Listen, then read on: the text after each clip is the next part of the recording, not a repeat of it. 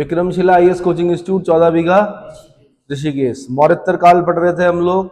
मौर्योत्तर काल में मैं कुछ आपको पहले साहित्य के बारे में बता रहा हूँ कि मौर्योत्तर कालीन साहित्य में कुछ चीजें याद रखनी है आपने। जैसे आपने याद रखनी गाथा सप्तशती। क्या याद रखनी है? गाथा सप्तशती किसने लिखी? हाल ने लिखी। किसने लिखी? हाल। महाभाष्य किसने लिखा? पतंजलि ने लिखा। पतंजलि का महाभाष्य किस पर टीका है? पाणिनि की अष्टाध्यायी पर टीका है। पाणिनि कौन? गांधार के निवासी, जिन्होंने 8 अध्यायों वाली संस्कृत व्याकरण की पुस्तक लिखी अष्टाध्यायी। उस पर टीका लिखी किसने? पतंजलि ने। पतंजलि ने योग सूत्र भी लिखा, पतंजलि ने महाभाष्य भी लिखा। फिर एक चरक संहिता एक किताब है, वो किसने लिखी? चरक ने लिखी, महर्षि चरक ने लिखी। किसके राजवैद्य हैं? कनिष्क के राजवैद्य हैं। किसके राजवैद्य हैं?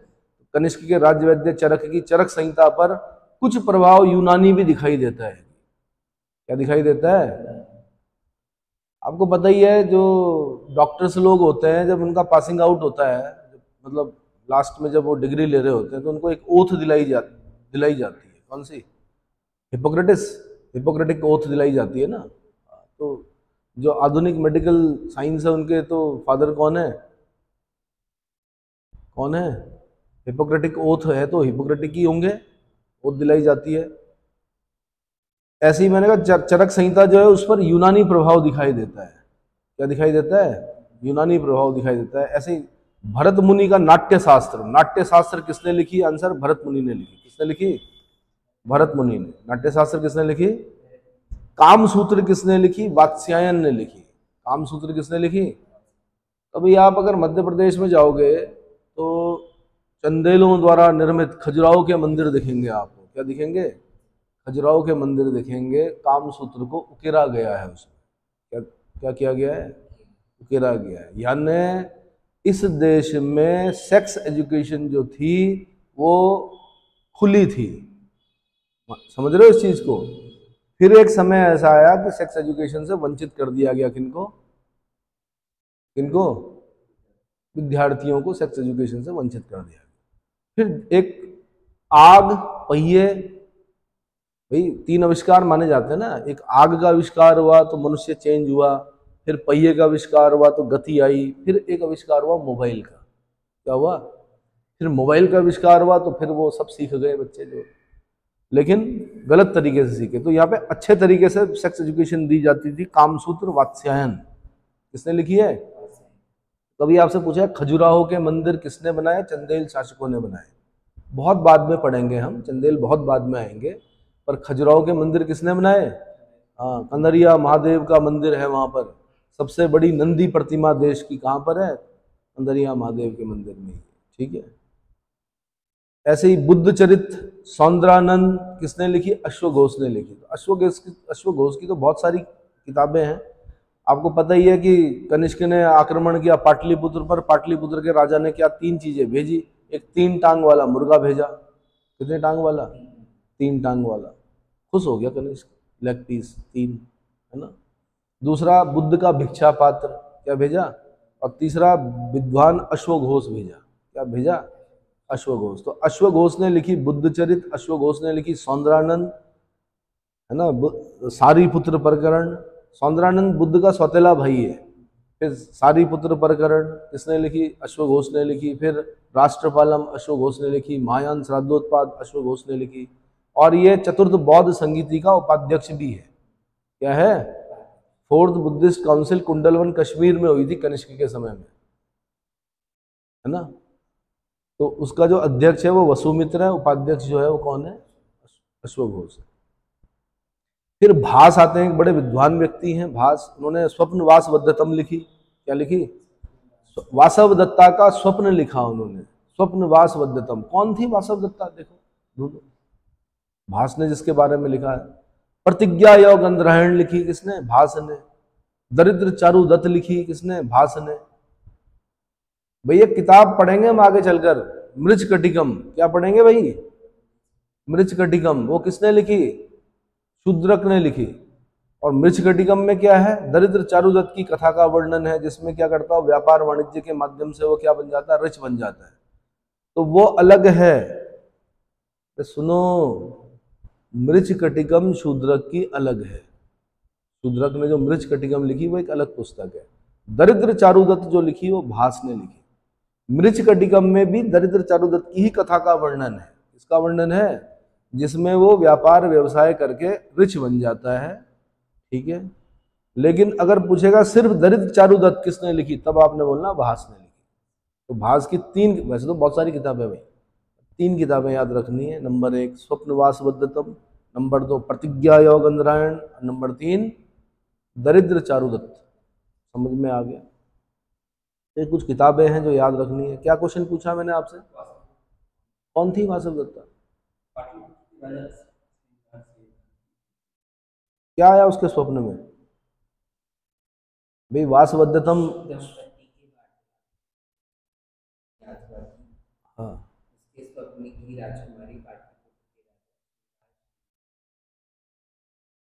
अरे भाई उसके स्वप्न में क्या आया? भास लिख रहा है एक महिला के स्वप्न के बारे में लिख रहा है ना, एक राजकुमारी के स्वप्न के बारे में लिख रहा है।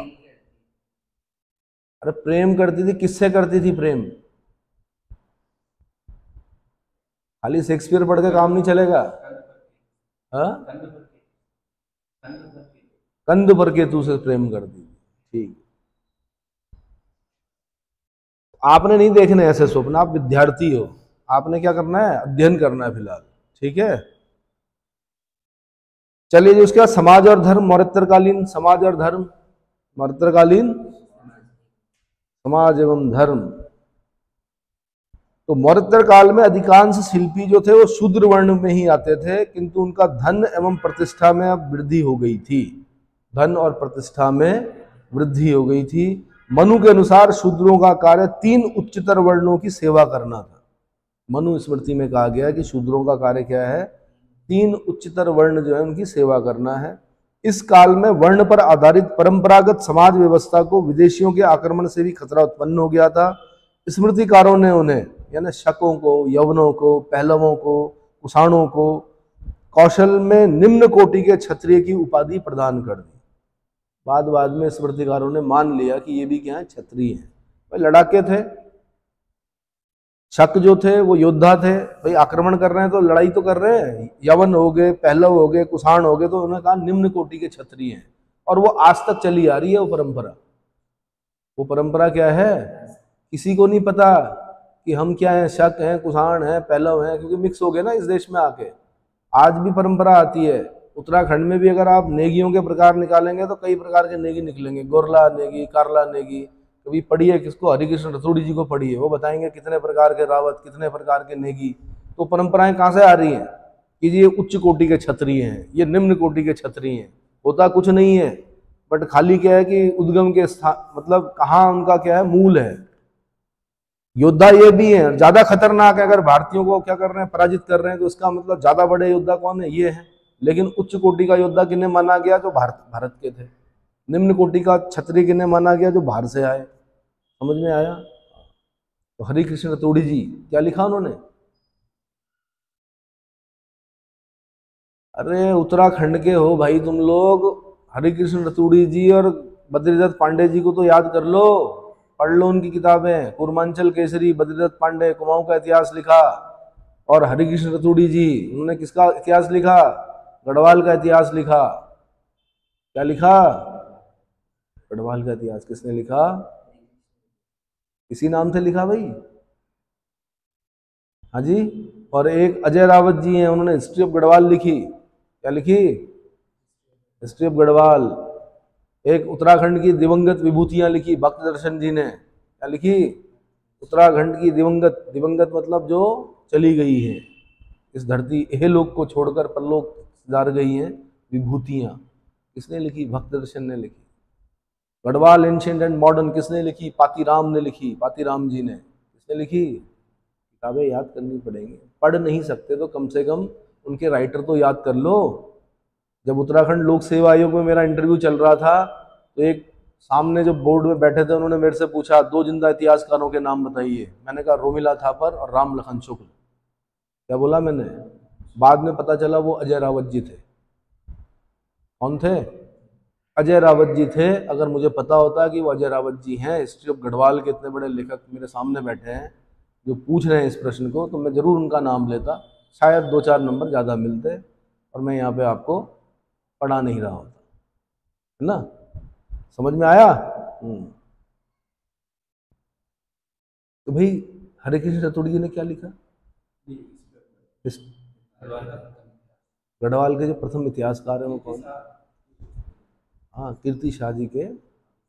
उस जमाने में उनके पास संसाधन नहीं थे, फिर भी इतना बढ़िया लिखा, आज भी उनका कोई सानी नहीं है।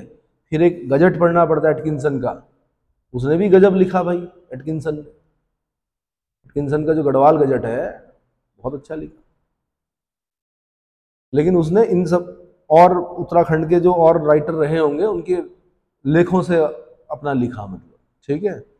मनुस्मृति में लगभग 60 वर्ण संकरों का उल्लेख मिलता है। कितने? 60 वर्ण संकरों का उल्लेख मिलता है।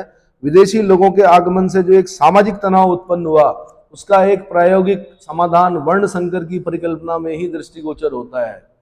ध्यान रखना, जब कभी कहीं पर विदेशी लोगों का आगमन होगा तो क्या होगा, एक सामाजिक तनाव उत्पन्न होगा। जो वहां पर पहले से निवास कर रहे लोग होंगे उनके भीतर क्या आएगी, एक भावना आएगी, सांस्कृतिक मतलब संस्कृति में चेंज हो जाएगा और कई चीजों में क्या हो जाएगा, संक्रमण आ जाएगा।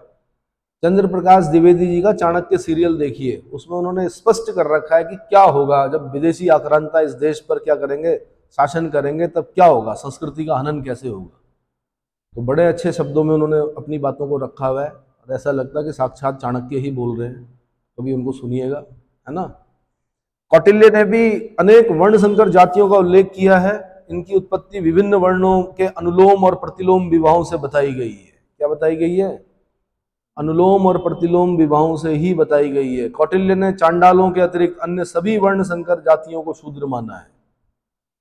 क्या माना है? सभी वर्ण संकर जातियों को शूद्र माना है। धर्मशास्त्र के अनुसार कौटिल्य ने भी चारों वर्णों के व्यवसाय निर्धारित किए, चारों वर्णों के, और शायद ये तत्कालीन समय की क्या रही होगी, मांग नहीं, मतलब बाध्यता रही होगी। भाई हम लोगों ने देखा है कई बार कि किसी एक व्यक्ति ने एक एसटीडी खोल दी तो उसका काम अच्छा चल पड़ा, दूसरे ने भी एसटीडी खोल दी, तीसरे ने भी एसटीडी खोल दी, चौथे ने भी एसटीडी खोल दी। एक टाइम ऐसा आया कि एक पूरी लाइन पर क्या थी, एसटीडी ही एसटीडी। मतलब एसटीडी बहुत पहले की बात है, आप लोग नहीं जानते होंगे। यानी एक व्यक्ति एक व्यवसाय करता, दूसरा उसके बगल में, जैसे शर्मा टी स्टॉल, उसके बगल में फिर दूसरा सामने भी खोल दिया शर्मा टी स्टॉल।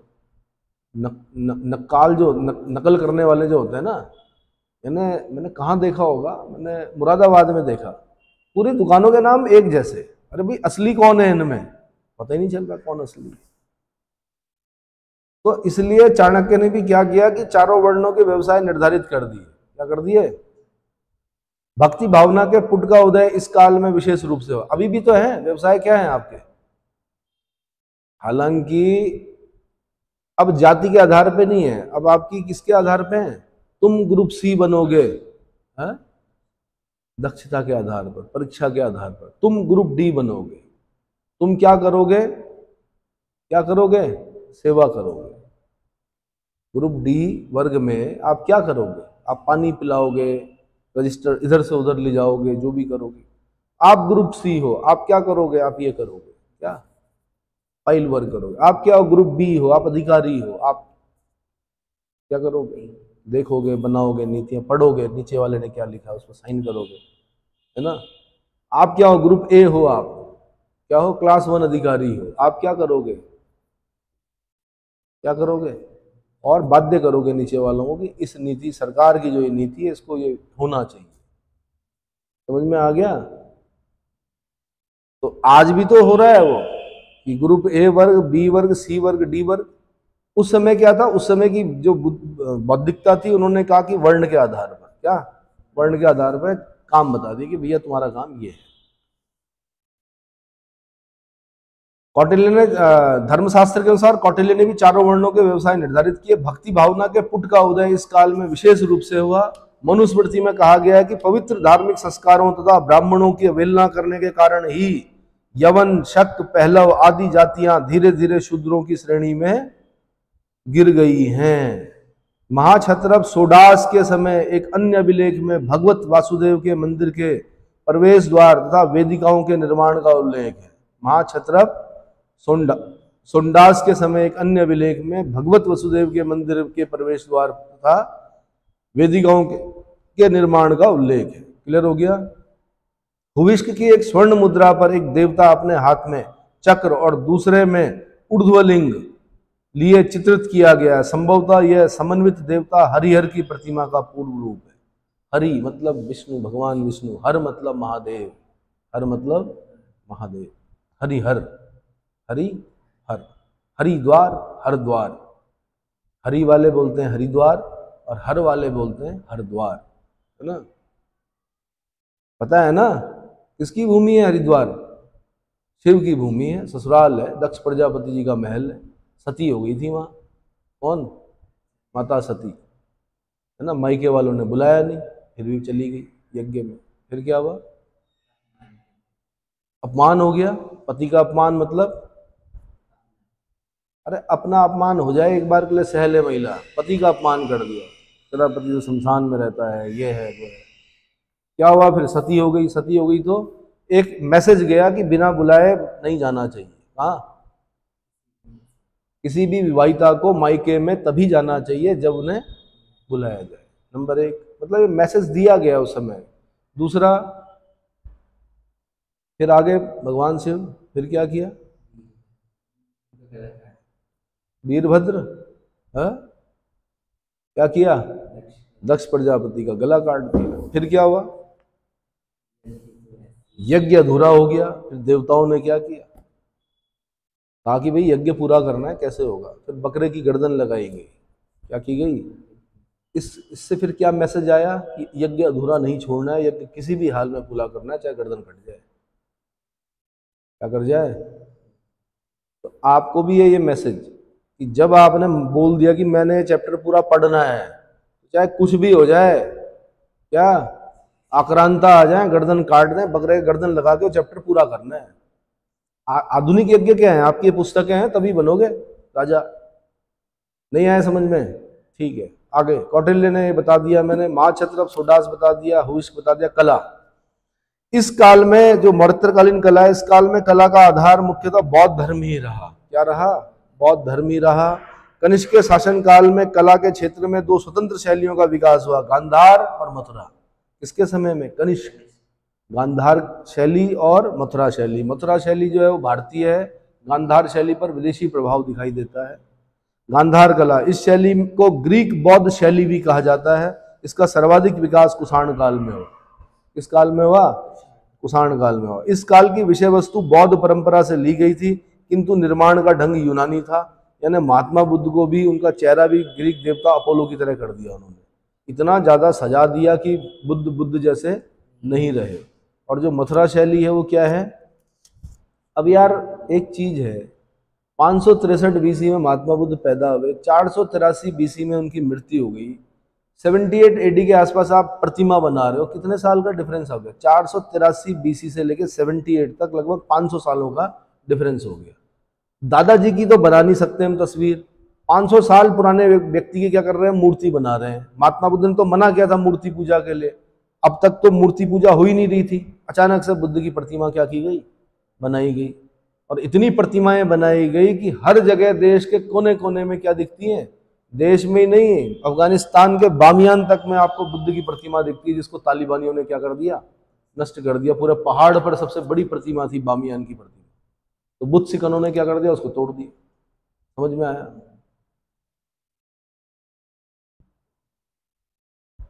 तो इस काल की विषय वस्तु बौद्ध परंपरा से ली गई थी, किंतु निर्माण का ढंग कैसा था? यूनानी था। गांधार शैली की प्रारंभिक बौद्ध मूर्तियों में बुद्ध का मुख ग्रीक देवता अपोलो से मिलता जुलता है। ये क्वेश्चन बना यूपी में, किससे मिलता जुलता है? कि अपोलो से। मूर्तियों का परिवेश रोमन टोगा जैसा है। कैसा? टोगा जैसा है। ईसा सन की 3री सदी में गांधार कला के उदाहरण हद्दा और जैलियन से मिले हैं। कहां से मिले हैं? हद्दा और जैलियन। ईसा सन की 3री शताब्दी यानी 3rd सेंचुरी एडी में हद्दा और जैलियन से गांधार कला के उदाहरण मिले हैं। क्या मिले हैं? गांधार कला के अंतर्गत बुद्ध तथा बोधिसत्वों की बहुसंख्यक मूर्तियों का निर्माण हुआ। बोधिसत्व मूर्तियों में सबसे अधिक मूर्तियां किसकी हैं? मैत्रेय की हैं। मैत्रेय किसकी हैं? मैत्रेय की हैं। गांधार कला शैली की उत्पत्ति का स्रोत जो है वो एशिया माइनर बोलते हैं टर्की को, एशिया माइनर टर्की तथा हेलेनिस्टिक कला थी। क्या थी? हेलेनिस्टिक कला थी। तो गांधार कला शैली की उत्पत्ति दो स्रोत मानने हैं आपने, नंबर एक एशिया माइनर यानी टर्की, और दूसरा आपने हेलेनिस्टिक कला। गांधार कला के अंतर्गत बुद्ध की धर्मचक्र मुद्रा, ध्यान मुद्रा, अभय मुद्रा, वरद मुद्रा आदि मूर्तियों का निर्माण किया गया है। अब ध्यान देना, ये यूपीएससी लेवल का क्वेश्चन है। जो ऊपर मैंने बताया आपको, हेलेनिस्टिक कला के बारे में पूछेगा वो, ठीक है, धर्मचक्र मुद्रा के बारे में पूछेगा, ध्यान मुद्रा के बारे में पूछेगा, अभय मुद्रा के बारे में पूछेगा, वरद मुद्रा के बारे में पूछेगा कि बुद्ध का पूरा पढ़ना पड़ता है। आंखें बंद किए हुए हैं, हाथ कैसे हैं जो लपेट रखा है, कैसे दाएं से बाएं है कि बाएं से दाएं, मतलब पूरा ढंग से आपने पढ़ना है। उसके लिए मैंने कहा आर्ट एंड कल्चर जो है उसमें आप उसको ढंग से पढ़ेंगे। समझ में आ गया? फिलहाल याद रखिए, धर्मचक्र मुद्रा, ध्यान मुद्रा, अभय मुद्रा और वरद मुद्रा आदि मूर्तियों का निर्माण किया गया है। इसको आप नेट में एक बार चेक कर लें कि कैसी कैसी मूर्तियां हैं। धर्मचक्र मुद्रा कैसी है इनकी, बुद्ध की, ध्यान मुद्रा कैसी है, अभय मुद्रा कैसी है, वरद हस्त मुद्रा कैसी है, ठीक है। मथुरा कला, जैन धर्म के अनुयायियों ने मथुरा में मूर्ति कला की एक शैली को प्रश्रय दिया, जहां शिल्पियों ने महावीर की एक मूर्ति बनाई। किसकी? महावीर स्वामी जी की एक मूर्ति बनाई मथुरा कला में। यह कला शैली जो मथुरा शैली के नाम से प्रसिद्ध हुई, ईसा पूर्व पहली शताब्दी के अंत में प्रारंभ हुई। फर्स्ट सेंचुरी बीसी के लास्ट में मथुरा कला शैली शुरू हुई। कालांतर में कुषाण शासकों का प्रश्रय पाकर यह फली फूली। कुषाण शासकों ने मथुरा कला शैली को क्या दिया? प्रश्रय दिया। भारतीय कला में गढ़ी हुई बुद्ध की सबसे प्राचीन मूर्ति मथुरा में ही मिली है। यानी पहली मानव पूजित प्रतिमा किस शैली में बनी? आंसर मथुरा शैली में बनी। मानव पूजित प्रतिमा, मानव कौन थे? बुद्ध मानव थे, बाद में उन्हें भगवान बोला गया, विष्णु के अवतारों में रखा गया, मगर थे क्या? मानव। बुद्ध के जन्म, बुद्ध के अभिषेक, महाविनिष्क्रमण, संबोधि, धर्मचक्र प्रवर्तन, महापरिनिर्वाण आदि जीवन की विविध घटनाओं का कुशलता पूर्वक अंकन मथुरा कला के शिल्पियों द्वारा किया गया। मथुरा कला के अंतर्गत बुद्ध की धर्मचक्र प्रवर्तन मुद्रा, अभय मुद्रा, ध्यान मुद्रा, भू स्पर्श मुद्रा आदि मूर्तियों का निर्माण किया गया। फिर ये यूपीएससी लेवल का पॉइंट है। कौन कौन सा? धर्मचक्र प्रवर्तन मुद्रा, अभय मुद्रा, ध्यान मुद्रा, भू स्पर्श मुद्रा आदि मूर्तियों का निर्माण किया गया है मथुरा कला में। मथुरा शैली की मूर्तियों में आध्यात्मिकता एवं भावुकता की प्रधानता थी। किसकी? आध्यात्मिकता और भावुकता, ठीक है। मूर्तियां भी बोलती हैं भाई, पता चलता है। रामलला की प्रतिमा जो विराजमान की गई है अभी अयोध्या में, साकेत, उसमें देखिए उसमें क्या भाव। भगवान राम की हमेशा हमने फोटो जो देखी, धनुष लिए हुए देखी। क्या लिए हुए देखी? तुणीर रखे हुए, और सन्यासी उसमें देखा हमने। वहां अयोध्या में बालपन की मुद्रा, वो मुद्रा में बना रखा है। ऐसा क्यों? जन्मस्थली है ना, कैसा बनाएंगे? हाँ, बच्चे के रूप में दिखाएंगे भगवान राम। मथुरा शैली की मूर्तियों में आध्यात्मिकता एवं भावुकता की प्रधानता थी। मथुरा कला का भरूच और सांची की कलाओं के साथ निकट का संबंध है। यह कला मथुरा कला विशुद्ध भारतीय कला है। यानी मथुरा कला जो है क्या है? विशुद्ध भारतीय कला है। मथुरा कला शैली आदर्शवादी और गांधार कला शैली यथार्थवादी है। आपसे अंतर पूछेगा, पहला अंतर यही लिखना है आपने। भले इन शब्दों का अर्थ पता हो ना हो, आदर्शवादी क्या होता है, यथार्थवादी क्या है, पर मैंने कहा लिखने पे नंबर मिलते हैं।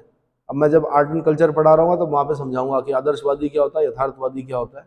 पर पहला पॉइंट आपने ये लिखना कि मथुरा कला शैली जहाँ आदर्शवादी है, वहीं गांधार कला शैली क्या है? यथार्थवादी है। क्या है? अब इसको और एक्सप्लेन करेंगे तो बहुत लंबा समय लगेगा। अभी मैंने कुछ स्मरणीय तथ्य बताने हैं आपको, कुछ इंपॉर्टेंट पॉइंट। तो इस पूरे चैप्टर के निचोड़ में जो मोटे मोटे क्वेश्चन बनते हैं वो ये है कि व्यापारिक श्रेणी या संघ श्रेणी, निगम, पूग एवं सार्थ, जो व्यापारिक श्रेणियां थी या संघ था, उसमें क्या क्या आता था आपका? श्रेणी आता था, निगम आता था, पूग आता था और सार्थ आता था। क्या था? चार चीजें पढ़नी है आपने। व्यापारिक श्रेणियों या व्यापारिक संघों में चार नाम याद रखने हैं आपने। नंबर एक श्रेणी, नंबर 2 निगम, नंबर 3 पूग, पूरा लिखा हुआ है इसने पूग, नंबर 4 सार्थ, नंबर 4। अगला, जातकों में 18 प्रकार की श्रेणियों का उल्लेख मिलता है। कितने प्रकार, उल्टा पूछेगा वो क्वेश्चन, कितने प्रकार की श्रेणियों का उल्लेख मिलता है, आपने बोलना है 18 प्रकार की।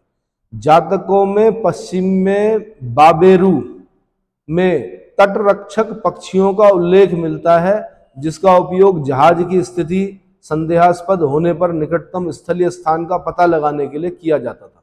ये बाबेरू जातक जो है ये आईएएस का क्वेश्चन है। क्या है? आईएएस का क्वेश्चन है। ठीक है, जातकों में पश्चिम में बाबेरू में तटरक्षक पक्षियों का उल्लेख मिलता है, जिनका उपयोग जहाज की स्थिति संदेहास्पद होने पर निकटतम स्थलीय स्थान का पता लगाने के लिए किया।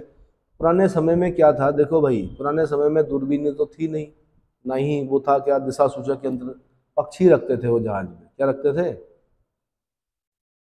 तो पक्षी क्या करता था, अब एक चीज भी सुनी होगी आपने, जैसे जहाज का पंछी उड़कर फिर जहाज पर आवे, अगर भटक गए तो इसका मतलब पक्षी उड़ेगा, उड़ के फिर थोड़ी देर बाद फिर वापस कहाँ आएगा, जहाज पर जाएगा। लेकिन अगर कहीं निकट स्थल होगा तो जिस दिशा में पक्षी उड़ेगा इसका मतलब जमीन वहां नजदीक है। तो बाबेरू जातक, इसमें बाबेरू। व्यापारी लोग यात्रा पर जाने से पूर्व वे गति, ऊर्जा और सामर्थ्य की प्राप्ति के लिए इंद्र की पूजा करते थे। किसकी? पेरीप्लस के अनुसार पूर्वी अरब प्रदेशों में सामूहिक मार्ग द्वारा फारस की खाड़ी से पश्चिमी भाग में सोने चांदी का निर्यात किया जाता था। उरैयूर में मौर्योत्तर काल में एक ईंट पर बनी रंजक भांड की खुदाई की गई है तथा एक अन्य की खुदाई अरिकामेडु में की गई है। रंजक भांड, उरैयूर और अरिकामेडु, उरैयूर और अरिकामेडु। पश्चिमी तट पर भड़ौच एवं सोपारा तथा पूर्वी तट पर अरिकामेडु और ताम्रलिप्ति प्रसिद्ध बंदरगाह थे। ये ध्यान रखना आपने, पूर्वी तट के बंदरगाह कौन? अरिकामेडु और ताम्रलिप्ति। ताम्रलिप्ति जो है आपका बंगाल की तरफ पड़ेगा। ठीक है, तो ताम्रलिप्ति और नीचे पड़ेगा अरिकामेडु, और बाईं तरफ गुजरात वाली साइड में भड़ौच और उसके नीचे सोपारा। ठीक है, मौर्योत्तर काल भारत तथा मध्य एशिया, मिस्र, रोम, सीरिया, मध्य एशिया मतलब मिस्र, रोम और सीरिया बोल रहे हैं मध्य एशिया को, तथा अन्य पश्चिमी देशों के बीच घनिष्ठ व्यापारिक संपर्क का उत्कर्ष काल था। मौर्योत्तर काल में भारत के संबंध किस किस के साथ थे? मध्य एशिया। मध्य एशिया में किसके साथ? मिस्र के साथ, रोम के साथ और सीरिया के साथ। मिस्र हालांकि आज अफ्रीका में पड़ता है ना, तथा अन्य पश्चिमी देशों के साथ घनिष्ठ व्यापारिक संपर्क का उत्कर्ष काल था। पेरिप्लस ऑफ द एथेंसी नामक पुस्तक में भारत द्वारा रोमन साम्राज्य को निर्यात किए जाने वाले सामान का विवरण दिया गया कि रोमन साम्राज्य को हम क्या क्या भेजते थे। ये कहाँ पर लिखा हुआ है? पेरिप्लस ऑफ द एरिथ्रियन सी, जिसका लेखक अज्ञात है, और एरिथ्रियन सी का मतलब लाल सागर से है। ठीक है, व्यापार को विनियमित एवं नियमित रूप से मुद्रा का प्रयोग वास्तव में इस युग की बड़ी देन है। व्यापार एवं विनिमय में, विनिमय में, एक्सचेंज में, व्यापार एवं विनिमय में नियमित रूप से मुद्रा का प्रयोग इस युग की सबसे बड़ी देन है। किस युग की? मौर्योत्तर काल की सबसे बड़ी देन क्या है? मुद्रा का प्रयोग, मुद्रा का प्रयोग विनिमय के रूप में। रोमन लोगों ने सबसे पहले देश के सुदूर दक्षिणी हिस्से में व्यापार आरंभ किया। इसलिए उनके सबसे पहले सिक्के जो हैं तमिल राज्यों से मिले हैं। कहाँ से मिले हैं? तमिल राज्यों से मिले हैं। इस काल की एक विशेषता ईंटों से कुएं का निर्माण है। कुएं का निर्माण जो होता था वो किससे? ईंटों से होता था। रोमन लोग मुख्यतः मसाले और लोहे की वस्तुओं का आयात करते थे। प्लिनी ने नेचुरल हिस्ट्री का लेखक कौन है? प्लिनी ने नेचुरल हिस्ट्री नामक अपने विवरण में दुख भरे शब्दों में कहा है कि भारत के साथ व्यापार करके रोम अपना स्वर्ण भंडार लुटाता जा रहा है। उत्तराखंड पीसीएस का क्वेश्चन है, उत्तर प्रदेश का है और यूपीएससी का है। प्लिनी ने भारतीय बहुमूल्य रत्नों की एक लंबी सूची दी है और भारत को एक बहुमूल्य रत्नों का एक बड़ा उत्पादक देश बताया है। क्या बताया है? अरिकामेडु में हुई हाल ही में जो खुदाई हुई उसमें एक ऐसी रोमन बस्ती के विषय में जानकारी मिलती है जो व्यापारिक केंद्र के रूप में प्रसिद्ध थी। यानी अरिकामेडु से रोमन बस्ती के साक्ष्य मिले हैं। क्या मिले? अवशेष मिले हैं, जो कि एक व्यापारिक केंद्र था। दक्षिण में मालाबार तट पर, मालाबार बोलते हैं केरल वाला तट जो है उसको क्या बोलते हैं? मालाबार तट बोलते हैं। वहां से एक जगह मिली मुजरिसी। क्या मिला है? मुजरिस या मुजरिसी।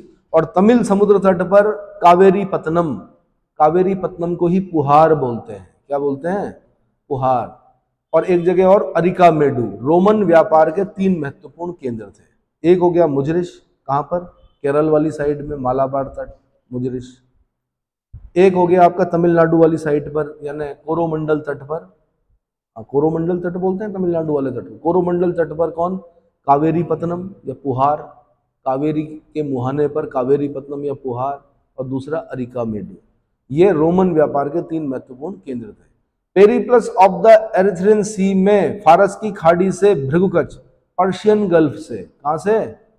हॉर्मुज स्ट्रेट सुना है आपने? हॉर्मुज जल संधि फारस की खाड़ी को ओमान की खाड़ी से मिलाती है। तो फारस की खाड़ी से भृगुकच में दासों का निर्यात किया जाता था।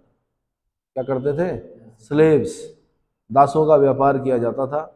यवन शासक मिनेंडर ने व्यापारियों को संरक्षण प्रदान किया। मिनेंडर वही मिलिंद पन्नाव वाला मिनेंडर। कौटिल्य ने दक्षिणापथ मार्ग को अधिक उपयोगी बताया, क्योंकि यहाँ खानों एवं खनिजों से होकर निकलने वाला मार्ग था। माइंस थी यहाँ पर इस मार्ग में, दक्षिणापथ में, और क्या थे? खनिज मिलते थे, मिनरल्स मिलते थे। भारतीय यूनानियों ने, हिंद यवनों ने सर्वप्रथम इस देश में सोने के सिक्के जारी किए। इंडो ग्रीक्स, हिंद यवन शासकों ने ही सबसे पहले भारत में। किंतु नियमित रूप से स्वर्ण सिक्के के प्रचलन का श्रेय किसको दिया जाता है? नियमित रूप से कुषाण राजाओं को दिया जाता है। किसको? हुई स्वांग, कुषाण। शकों और कुषाणों ने भारत में पहली बार बेहतर घुड़सवार सेना तैयार की। किसने? शकों ने और कुषाणों ने। भारतीय यूनानी शासकों ने सर्वप्रथम ऐसे सिक्कों को जारी किया जिसमें शासकों के नाम की आकृति खुद ही होती थी। इंडो ग्रीक्स ही वो हैं जिन्होंने सिक्कों में क्या? शासकों के नाम के भी खुदवाए। शासकों के नाम और आकृति यानी फोटो क्या की? खुदवाई। तब से आज तक चली आ रही है, देख रहे हैं आप।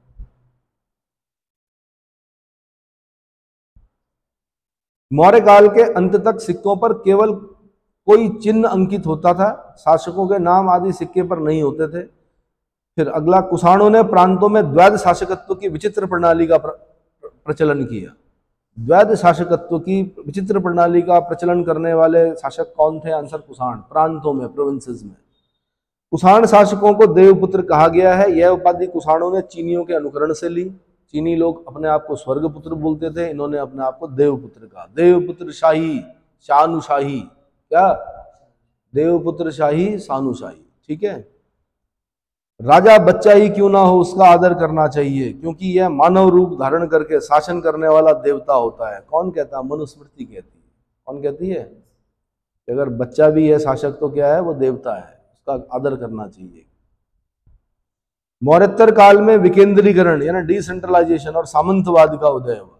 इसका ये बड़ी महत्वपूर्ण घटना है। वामपंथी इतिहासकारों की दृष्टि से देखना आपने, जब यूपीएससी को आप लिखोगे तो। सामंतवाद का उदय मौर्योत्तर काल, विकेंद्रीकरण, डिसेंट्रलाइजेशन मौर्योत्तर काल। मौर्य काल में तो देख रहे हो आप, सब कुछ राजा के हाथ में है। किसके हाथ में है? भारतीय समाज में विदेशियों का आत्मसातीकरण जितना अधिक मौर्योत्तर काल में हुआ, उतना प्राचीन भारत के इतिहास में और किसी भी काल में नहीं हुआ। इस देश की विशेषता है यार, आत्मसात कर लेता है यह देश। क्या कर लेता है? स्पंज की तरह। कोई भी आते तो यहाँ पे आक्रमण करने हैं लोग, बुरी भावनाओं से आते हैं, लेकिन फिर यहाँ पर वैसे ही हो जाते हैं। उनका पता भी नहीं चलता कौन कब क्या, कब कौन शर्मा बन गया, कब कौन बर्मा बन गया, कौन सा कुषाण क्या बन गया, सिंह बन गया, कुछ पता नहीं चला। समझ में आया? लेकिन फीचर्स ढूंढ सकते हो आज भी आप। क्या ढूंढ सकते हो? रोमन फीचर्स, यूनानी फीचर्स, अरब फीचर्स अलग अलग होते हैं। ये वही लोग देख सकते हैं जिनके पास दिव्य दृष्टि होती है। दिव्य दृष्टि का मतलब जिन्होंने अध्ययन किया हुआ होता है। किसके बारे में? नृविज्ञान के बारे में, एंथ्रोपोलॉजी। उसके बारे में दांत देखेंगे वो आपके, कपाल देखेंगे, बालों का कलर देखेंगे, त्वचा का रंग देखेंगे, तब बता पाएंगे वो कि क्या आप अरब से होगी। कहाँ से हो आप जी? वहाँ से हो। कहाँ से? अलेक्जेंडर के साथ आए हुए यूनान से हो, है ना। मनु ने शक एवं पार्थियनों को द्वितीय श्रेणी का क्षत्रिय माना है। मनुस्मृति ने शकों को और पार्थियनों को द्वितीय श्रेणी का क्षत्रिय माना है। राजतंत्र में दैवीय तत्वों का समावेश हुआ, जिसमें पहले राजाओं की तुलना देवताओं से की जाती थी, अब राजाओं को ही देवता तुल्य माना जाने लगा। पहले तुलना की, फिर बाद में उन्हीं को देवता मान लिया। ठीक है। कुषाणकालीन भारत में व्यापार वाणिज्य के क्षेत्र में स्वर्ण सिक्कों का नियमित रूप से प्रचलन हुआ। दिव्यावदान में तैलिक चक्र पहिए का आविष्कार मिलता है, तैलिक चक्र पहिए का उल्लेख मिलता है। इसमें अब ये यूपीएससी का क्वेश्चन रहा होगा कभी, तैलिक चक्र पहिए का उल्लेख कहां पर मिलता है? आंसर दिव्यावदान में मिलता है। बौद्ध ग्रंथों में उल्लेख मिलता है कि प्रजापति गौतमी, बुद्ध की जो सौतेली मां थी, 5 प्रकार के वस्त्र बनाती थी। कितने प्रकार के? 5 प्रकार के वस्त्र बनाती थी। द्रम एक यूनानी भाषा का है, द्रम शब्द जो है यूनानी भाषा का है, जबकि दिनार जो है रोमन भाषा का शब्द है। द्रम भी सिक्का था और दिनार भी सिक्का था, और दिनार आपको गुप्त काल में भी सोने का सिक्का जो है दिनार ही है। कुषाण काल में भी चला दिनार, लेकिन जो आप बोलेंगे कि गुप्तकालीन सोने का सिक्का दिनार, और द्रम जो था वो ये भी एक सिक्का था। क्या था? सिक्का था।